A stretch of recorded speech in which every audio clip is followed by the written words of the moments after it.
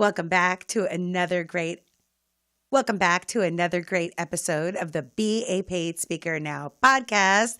I'm Deborah Deras, your host, with another great speaker. And some of you have been asking me, where do you find all of these incredible speakers? How do you meet such fantastic people? Well, let me tell you, when I am out on the road speaking, I usually, especially for strategic reasons, listen to all of the other speakers that come before me and that come after me. Why? Because I always want to learn from successful people. And also, their topics are fascinating. And this person that I'm about to introduce to you, I've never heard anyone speak on this topic. And I never thought I would be so fascinated and interested in this topic. But she is one of the greatest speakers and has the best information, and you're going to love her.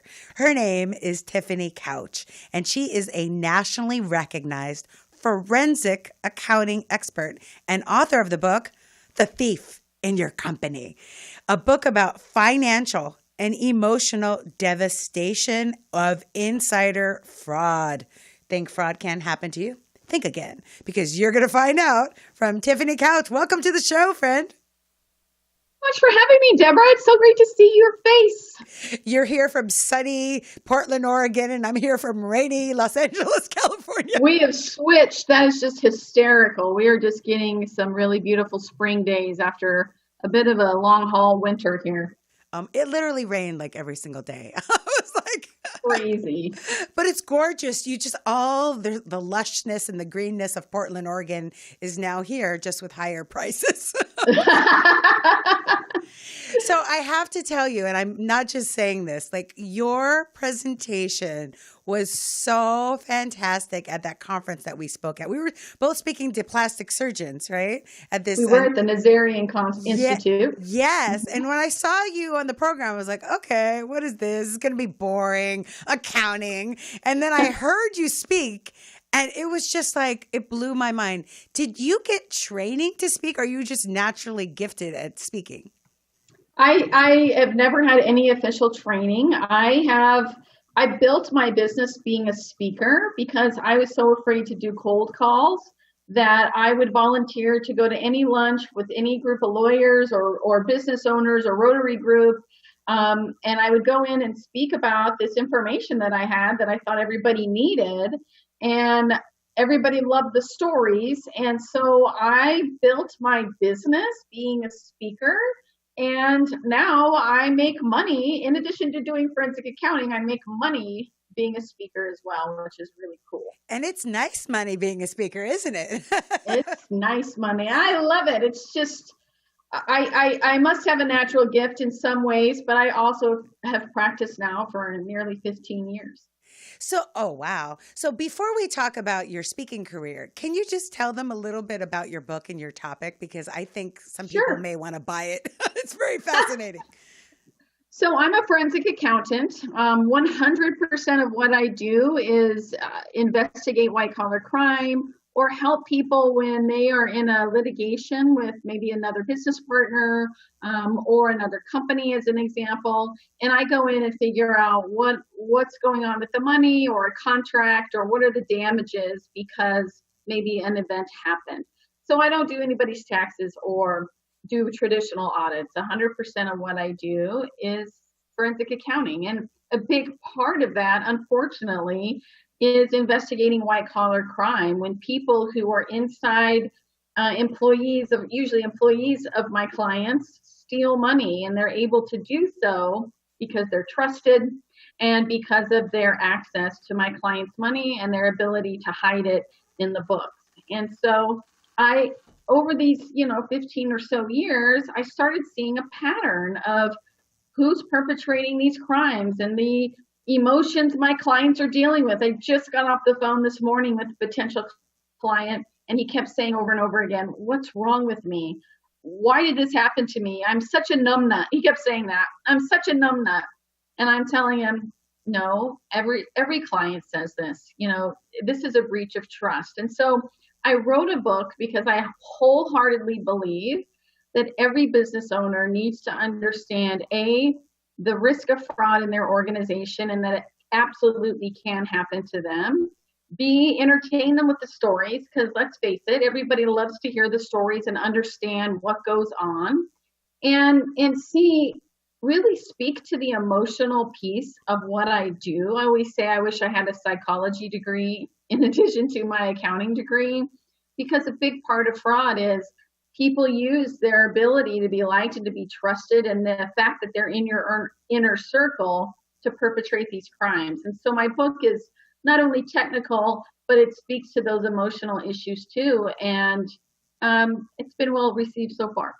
And I think you hit the nail on the head that what makes your presentation so powerful is the stories. In marketing, they always say facts tell, but stories tell. And you're standing up there in front of a crowd and you have a PowerPoint of the sweetest, nicest girl next door that looks like she could bake you brownies. And she's the one that just stole $400,000 from your company or 20. Right. And I mean, it's insidious, but when she does her presentations, she just weaves in these stories the entire time. And then the solution, of course, is always hiring you. So you're making, right? Of course. Well, that's the end goal, but my whole goal is to teach so that they never have to meet a thief in their company and that they never have to meet me, because there really are some of those simple things that they could be doing to not ever have this happen to them. And it's also just changing that mindset. And you opened this podcast perfectly. Just the mindset that it can't happen here is some of the biggest risk that a company faces. If you believe you have the best employees and this could never happen here, so you trust them and don't look, I'm afraid to say you might be calling me or somebody like me, and I never want that to happen. Right. And that's what I love also that makes you a likable speaker is you say that in your presentation. You say, the goal of this presentation isn't for you to hire me. The goal is for you to know what to look for so that you could be savvy that you don't need me. So you're educating them, but you're doing it in an entertaining way, or as I like to say, edutational. Because you actually make it exactly what it is. There are certain points in your speech where my stomach was like getting in knots and I was having like heart palpitations hearing the drama of the story, because I was like, wow, this could happen to me. I need to really pay attention to what's happening. I think one of the best things that I learned from your presentation is get all your statements printed. See, I listened, right? Paper. Good job. Yeah, so you could hear, so you could see what's going on, because you never know what's happening unless you see it before your eyes. So let's talk a little bit about how you transition, because yes, you're still having your accounting business and you're still doing all that work, but now you have this extra stream of revenue, which I'm sure is growing and growing as a speaker. How did you first start charging as a speaker, and what led to that? So it's an actually really funny story. I'm a CFE, a certified fraud examiner, and they were having a conference in Vancouver, Canada. I live in Vancouver, Washington, Washington State. And so the educational director called and he was telling me about this conference and they would like to try me out as a speaker. I put a proposal in and we did the whole deal. And he said, okay, great. Since you're there in Vancouver, Canada, you won't really have any travel costs. And I said, I'm in Vancouver, Washington. And he got all embarrassed. And long story short, they had to fly me up to Vancouver, Canada. They had a speaker rate at that time. And I got great reviews back. I was a highly rated speaker for them. And I really started speaking for them. And they have a set rate. And I realized I can get paid to speak, and I love to speak. That was my initial reaction, too. I'm like, you get paid to speak? I had no idea. I get paid to do something I love to do. And that's how forensic accounting started for me as well. So, and then, as you speak and you go, for them, I've traveled all around the United States, Canada too, and then other people see you and they ask you to their events. And I was mostly speaking for professional organizations, other accountants, other investigators, lawyers. And I started realizing, you know what? The business owners need to hear this. The business owners are the ones that really need this information.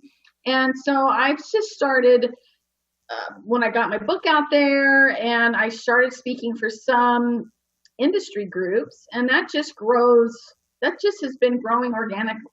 organically for me as well, and quite frankly, pays better. Yes. That's the interesting thing as a speaker is you could give the same speech, but depending on the audience will be the fee that you make. So then you have to decide which audience do I want to speak for. But you said something Right. very important that I want everyone listening to take notes on. She spoke, she did a fantastic job, and she got great reviews. It's Mm-hmm. really all about the word of mouth and referrals in this business. And you Truly. will get booked nonstop if you deliver a great speech every single time, whether you're getting paid, one fee or another fee for this audience, for that audience. It's about delivering your best, and the word will get out and you will get booked from your audience members. So I love that. Correct. So let's talk a little bit about the book itself and how you wrote a book, because writing a book can be a daunting task. I know a lot of people that say, oh, I want to write a book, and it has a big influence on your ability to book speaking gigs. How did you find the time doing your forensic accounting, speaking, to write a book and publish one? So it's really that's another story. My friend had gone to a Tony Robbins conference, and they were talking about a book in a box. It was a company that would take an expert's information and write a book for them by interviewing them, and you pay a fee to have them write your book. And so I went through their process. Unfortunately, it did not go well in terms of the person who was writing my book. I actually had two writers for the book. The second writer did a decent job. So I had my outline. They had the chapters put together completely wrong, not in my voice. And so I took about a 10-day sabbatical from my firm, and I revamped the entire book, just literally in my pajamas, hair a mess, just working 10 days straight to rewrite my book, because I knew that if I didn't do that, and by the way, I booked that time like 4 months in advance. Wow. And so it was really a delayed process, but I rewrote my book, and then we got it edited and got it published over the next few months after that. So I'm writing my second book right now, and I'm writing it myself. Ooh. So this is your book is published by a publishing house. It wasn't self-published?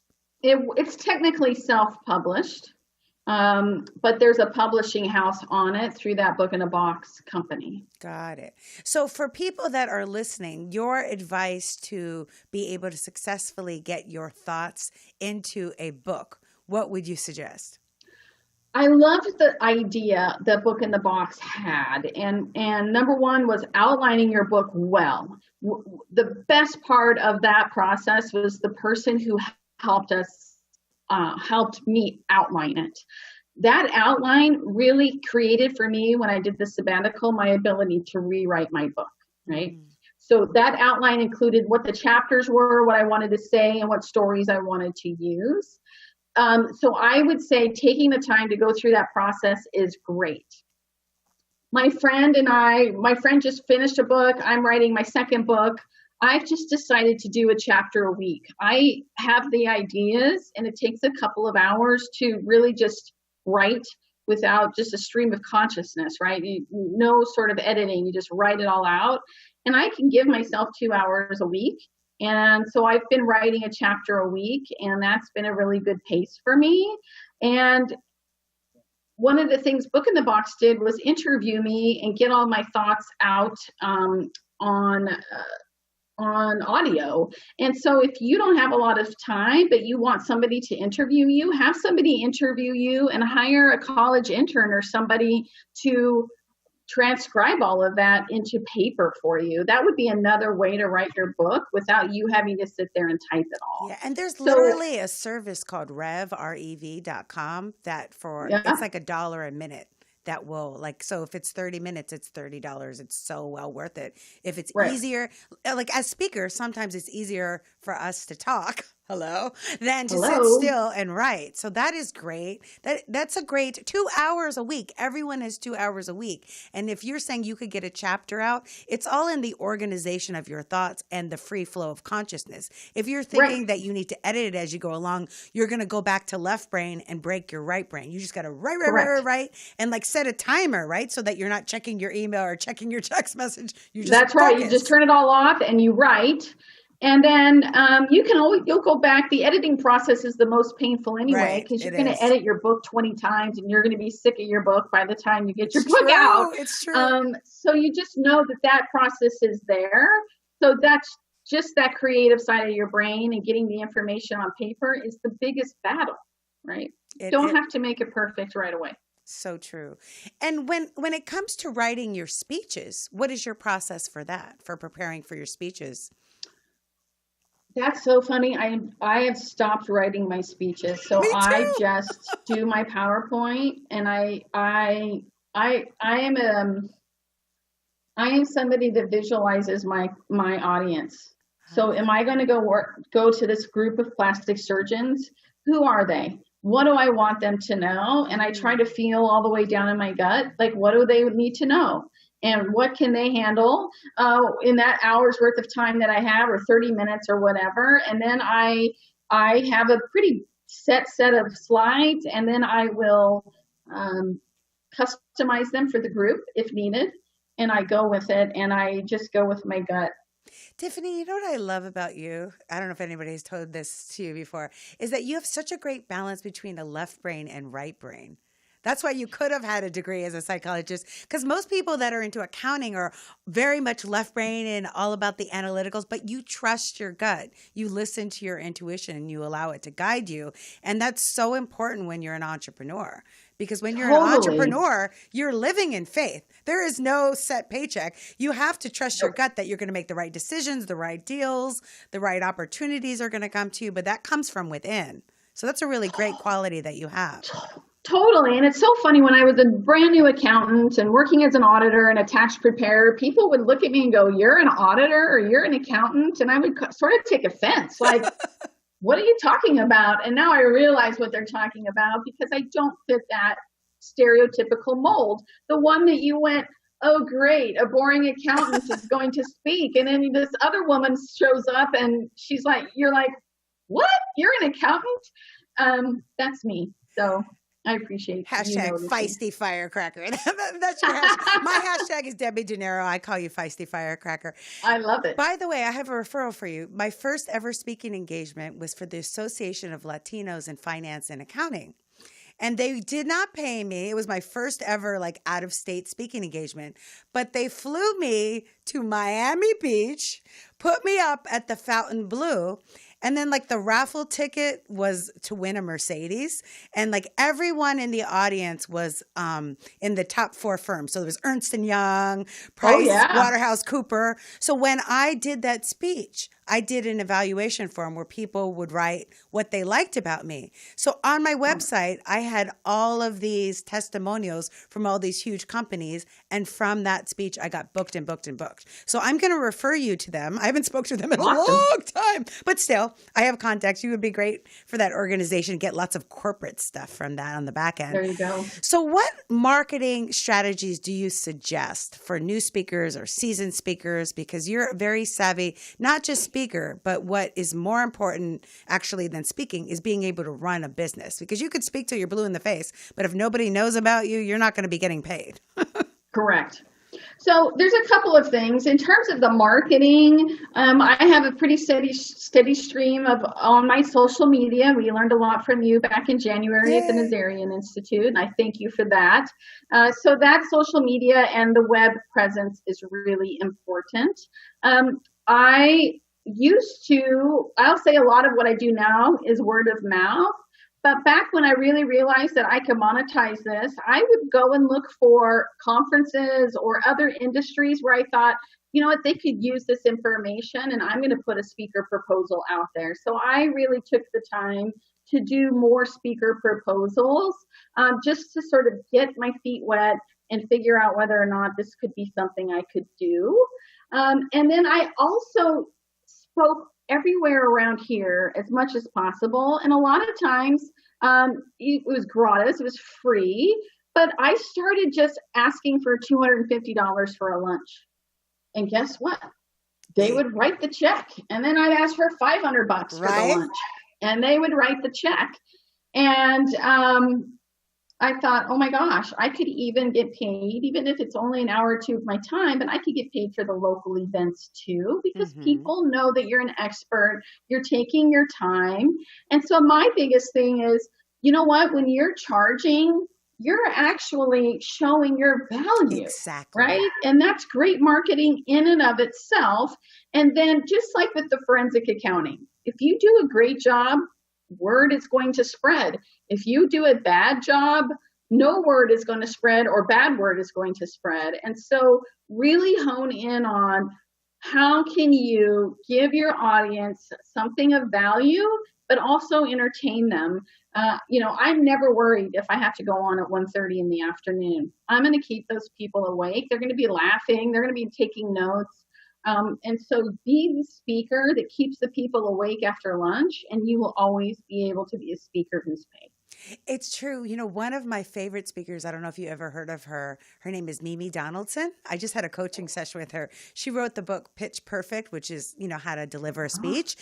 She's one of the top women speakers out there. But the reason why she is such a top speaker and a great TED person, is because she's hilarious. She's so funny. And no matter what the crowd is. So definitely humor, storytelling, and giving valuable content is what's going to help you to monetize your message. It's not just enough to have interesting information. You need to be really excellent at telling stories about being funny and delivering your content in a way that people can digest it and apply it. Otherwise, they're not going to remember you. And if you think about it, I had a scientist tell me why our method works. If you think about really, for example, if we all thought about 9/11, right? We know where we were. We probably know what we were wearing, right? Because we have all of that emotion is tied to this event. And I remember my dad saying the same thing about when Kennedy died. And so when you put emotion with information, that person's going to remember it and tie it together. It's just the way our brains work. And so that's why, whether it's humor or sort of drama or the storytelling, you're putting that emotion with the information you're trying to deliver to your audience.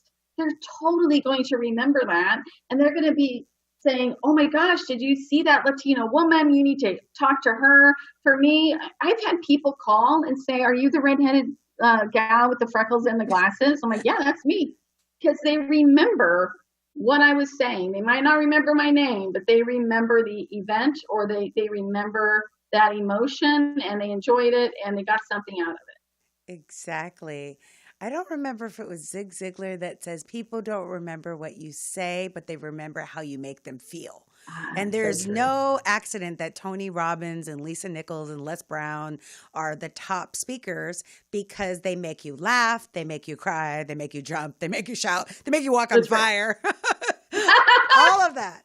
So how can people stay in touch with you or bring you in to speak to their organization?